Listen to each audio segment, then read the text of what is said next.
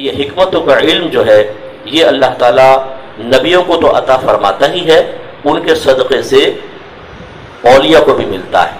ایک حدیث میں ہے سرکار نے ارشاد فرمایا کاش موسیٰ علیہ السلام صبر فرماتے تو اور چیزیں بھی ظاہر ہو جاتی۔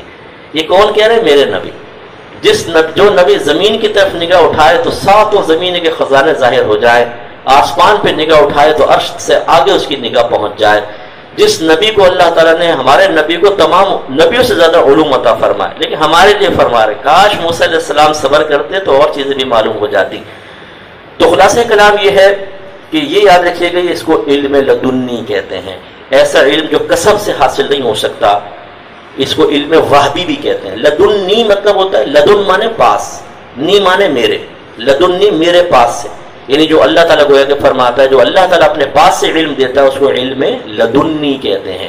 اسی کو علم وہبی بھی کہتے ہیں۔ وہبی مینس ہبتن، تحفتن دیا جاتا ہے، یہ کتابوں سے حاصل نہیں ہوتا، یہ آپ کو مجھے بھی ہو سکتا ہے۔ اس کے لیے روحانی ترقی درکار ہوتی، جتنا تزکیہ نفس زیادہ ہوگا، جتنا نفسانی خواہشات کو زیادہ قربان کریں گے، ویسے ویسے چیزوں کا انکشاف شروع ہوتا ہے۔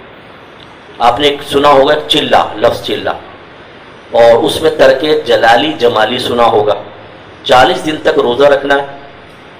ترک جلالی کا مطلب ہے گوشت نہیں کھانا، جمالی کا مطلب اور بھی غذا نہیں کھانی، سب کو ترک کر دینا ہے۔ صرف ایک مٹکا لیں، اس میں 30 گلاس پانی ہو، اور 40 گلاس پانی ہو، وہ بھی نہر کا پانی، کسی کے نلکے سے نہیں، سبیل سے نہیں کہ کسی کا حق مارا جائے، وہ رکھ لیں۔ اور جو کی روٹی کے 40 ٹکڑے، جس میں سے آدھا ٹکڑا سحر میں، آدھا افطار میں۔ 40 روز تک آدمی تنہائی میں صرف ذکر الہی کرے، مخلوق سے ہٹ کر رہے اور مکمل طور پہ تزکیہ کرے۔ 10-12 دن گزریں گے تو انسان کے اوپر بہت سی چیزوں کا انکشاف شروع ہو جاتا ہے، غیبی امور ظاہر ہونے لگ جاتے ہیں، اس کو سوتے میں چیزیں دکھائی جاتی ہیں۔ جیسے اب آپ نے کبھی جہاز میں جو سفر کرتے ہیں، جہاز جب اڑتا ہے تو آپ نے دیکھا ہے کہ زمین آہستہ آہستہ دور ہوتی ہے، وہ جب اوپر جاتے ہیں پھر آہستہ آہستہ قریب تیتے سے ہو جاتے ہیں، روڈوں پہ چھوٹی چھوٹی گاڑیاں جاری ہوتی ہیں، وہ اس سے اوپر نہیں جا سکتے، بنے وہیں پہ رک جاتے ہیں، پھر اور اوپر ہوتے ہیں تو وہ بادل نیچے آ جاتے ہیں، ختم، اس سے اوپر ہماری رسائی نہیں ہے۔ ہاں جو خلائی شٹل میں ہے وہ آسمان تک پہنچ جاتا ہے، لیکن جو اللہ کا ولی ہو جاتا ہے، جس کا تزکیہ نفس ہوتا ہے، وہ ایسے اڑتا ہے، یعنی جسم وہی ہے، روح اڑتی ہے۔ آپ دیکھیں گے چیز زمین نیچے ہو گئی، آپ جا رہے ہیں، بادل آ گئے، بادل سے اوپر آسمانوں کے اندر نکل جاتا ہے آدمی، سیاروں کو دیکھتا ہے، ستاروں کو دیکھتا ہے، اور آگے بڑھ جاتا ہے۔ اللہ تعالیٰ یہ بلیک ہولز جو ہے نا، یہ راستے ہیں دوسرے آسمانوں کی طرف جانے کے لیے، بعد نے یہ مطلب ان کی تعبیر کی ہے، تشریح کی ہے، اگرچہ شریعت ہماری یہ نہیں کہتی ابھی، اس میں کافی گنجائش تحقیق کی، لیکن بہرحال راستے ہیں آسمانوں کے، نکل کر پہلا دوسرا، ادھر عجائبات قدرت اس کو نظر آتے ہیں، جنت دیکھتا ہے، دوزخ دیکھتا ہے، ایسے ایسے مناظر اس کو نظر آنا شروع ہو جاتے ہیں۔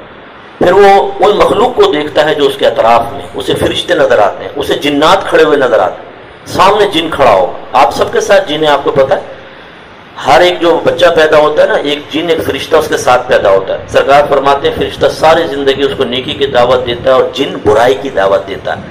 کسی نے پوچھا رسول اللہ کہ آپ کے ساتھ بھی پیدا ہوا؟ وہ جن یعنی شیطان، کافر جن ہوتا ہے وہ۔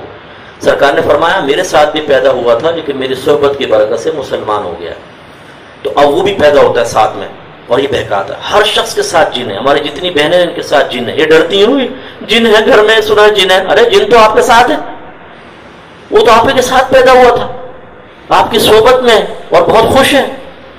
وہ اس لیے خوش ہے کہ آپس کی باتیں مانتی، شوہر سے بدتمیزیاں کر رہی ہیں، نمازیں قضا کر رہی ہیں، غیبتیں کر رہی ہیں، چغلیاں کر رہی ہیں، بغیر بسم اللہ کے کھانا کھا رہی ہیں، تو وہ تو لوٹیاں لگاتا ہے، یوں بچے کی طرح یوں لوٹتا ہے، ادھر جاتا ہے پھر آتا ہے واپس، پھر کہتا ہے باجی کیسی ہو، پھر جاتا ہے وہاں پہ پھر واپس آتا ہے۔ وہ مزے ہیں اس کے، تو ہم تو پال رہے ہیں ان جنوں کو، تو ڈرنا کس چیز کا؟ سمجھانے مقصود ہے کہ یہ جو چلا، لیکن یہ خود نہیں کیجیے گا۔ یہ میں ابھی کہوں تو جا کے کسی قبرستان کی مسجد میں بیٹھ گئے جی، پتہ چلا چیخوں کی آوازیں آ رہی ہیں 10 دن بعد ہی، پتہ چلا پھر فاتحہ پڑھ رہے لوگ آپ کی لاش کے اوپر۔ یہ آسان نہیں ہوتا، کوئی مرشد کامل ہو نا، وہ اس سے اجازت لے کے کر سکتے ہیں۔ کہنے کا مطلب 40 دن کے بعد، یہ تو صرف آپ گھر پہ کر کے دیکھیں۔ میں آپ کو ایک مجاہدہ دے دیتا ہوں بس آخر میں، افطار پہ چیزیں لگی ہو نا، پکوڑا مت کھائیے گا، سموسہ چھوڑ دیجیے گا، اور چھولے چھوڑ دیجیے گا، یعنی جو چٹپٹی چیزیں نا وہ چھوڑ دیں۔ چاٹ کھا لیں تھوڑی بہت، پھل فروٹ کھا لیں، اور دیگر چیزیں. بس یہ 2 دن 3 دن مجاہدہ کر کے تو دیکھیں. آپ لوگوں کو بڑا مشکل ہے بھائی. تیسرے دن ہی اندر سے ایک توبہ شکن انگڑائی اٹھے گی. وہ بولیں گے مفتی صاحب اللہ آپ کو خوش رکھے, ہم توبہ توڑتے ہیں پکوڑے کے سلسلے میں. پکوڑا زندہ باد, پکوڑے پہ ٹوٹ پڑیں گے سموسوں پہ. تو خلاصہ کلام یہ واقعی بہت مشکل ہوتا, لیکن جب کوئی ایسا کرتا ہے اس کا باطن پاکیزہ ہو جاتا ہے, صاف. پھر روحانی ترقیاں شروع ہوتی ہیں, پھر یہ چیزوں کا انکشاف حکمت ہوگا. میری امی کے ماموں فوت ہو گئے, صوفی اسماعیل صاحب رحمۃ اللہ علیہ. ان کو کشف قبور حاصل تھا. کشف قبور کا مطلب یہ خود بتاتے تھے کہ میں جا کے صاحب مزار سے گفتگو کر سکتا ہوں. اور بتاتے تھے ہم کئی جگہ جاتے تھے نا, تو قبر میں صاحب مزار موجود نہیں ہوتے, وہ چلے جاتے ہیں کہیں پر سیر کرنے. سرکار نے بلا لیا, کسی کے جنازے میں شرکت کے لیے سرکار نے آواز دی ہے, وہاں چلے گئے ہیں, اپنی قبر میں نہیں ہوتے. اور بعض وقت ہوتے, اب ہمیں تو پتہ ہی نہیں ہوتا. اچھا جو اوپر قبر ہوتی ہے ویسے جعلی ہوتی ہے, یاد رکھیں قبر اصل پہ نیچے ہوتی ہے. ہم اسی کو چوم رہے ہوتے, ارے بھائی یہ تو قبر ہی نہیں ہے, اس میں تو ہے ہی نہیں, بزرگ تو نیچے ہے. ہمیشہ یاد رکھیے گا جو اوپر قبور ہوتی ہیں اکثر جعلی ہوتی ہیں. جیسے بابا قائد اعظم صاحب رحمۃ اللہ علیہ, ان کا مزار پہ اوپر جو قبر ہے جعلی ہے, اصل تو بابا جی نیچے تشریف فرما. ایسے ہی اولیاء ہوتے ہیں. لیکن بہرحال سمجھانا مقصود ہے قبر میں نہیں ہوتے. اور جو اہل نظر ہے نا, اہل نظر, جب اگر آپ کو نظر حاصل ہو جائے, آپ یقین کیجئے آپ مزار پہ جائیں گے اور آپ کہیں گے اس وقت بزرگ نہیں ہوں گے یہاں پر, چاہے آپ کو کشف قبور حاصل نہ ہو. یہ روحانی ترقی کے بعد ایک درجہ آتا ہے. وہ بتاتے ہیں. اچھا ان کی زوجہ کا انتقال ہوا نا, تو زوجہ کی قبر پہ گئے اور پھر وہ کشف ہوا ان کو, اور بتایا. ہم بتاتے تھے کہ بہت خوش ہے, بہت ہی خوش ہے. تو یوں یہ چیزیں ظاہر ہونا شروع ہو جاتی ہیں. یہ کس قدر ایک اچھی دنیا ہے. آپ دیکھیں نا, ہم ایک ظاہری دنیا میں ہیں, کثافت ہے, گالیاں, یہ وہ. جب انسان تزکیہ نفس کی طرف آتا ہے, اپنے باطن کو صاف کرتا ہے, تو پھر یہ چیزوں کا انکشاف ہوتا ہے اور ایک الگ ہی دنیا ہوتی ہے. تو اس لیے بزرگوں کی صحبت میں رہنا, جیسے موسیٰ علیہ السلام رہے, علم سیکھا, اس سے ہمیں سبق حاصل ہوا کہ رہیں, تزکیہ نفس کریں.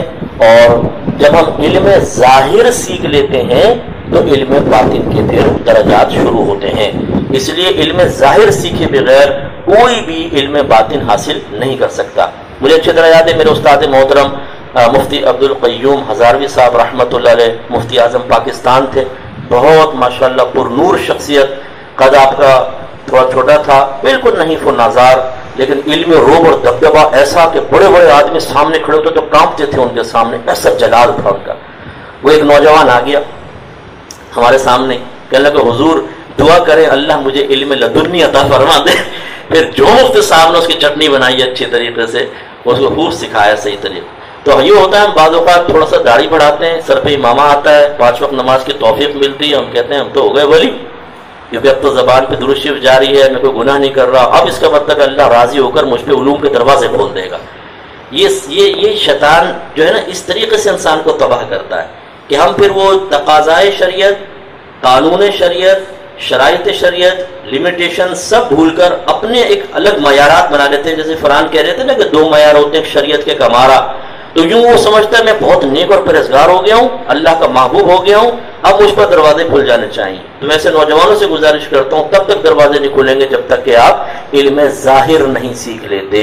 تمام صحابہ نے پہلے علم ظاہر سیکھا ہے, پھر نبی کریم نے ان کو علم باطن بھی عطا فرمایا ہے. اللہ تعالیٰ سے دعا ہے کہ رب کریم ہم سب کو جو کچھ سنا اس پر عمل پیرا ہونے کی توفیق عطا فرمائے.